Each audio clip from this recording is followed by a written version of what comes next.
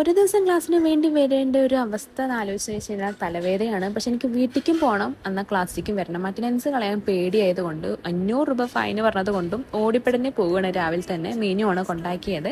അങ്ങനെ KSRTCയിലെത്തി, ബസ് കയറി, അവിടെ നിന്ന് ഓലെ ബുക്ക് ചെയ്ത് ഓട്ടോയിൽ കയറി ഹോസ്റ്റലിലേക്ക് എത്തി. ഹോസ്റ്റലിൽ നിന്ന് എനിക്കിനി തിരിച്ച് ക്ലാസ്സിലേക്ക് പോകണം. അപ്പോൾ നമ്മൾ ഇവിടെ എത്തിയിരിക്കുകയാണ്. നമുക്ക് വൈകുന്നേരം തിരിച്ച് പോകണം. അതാണ് വേറെ കോമഡി.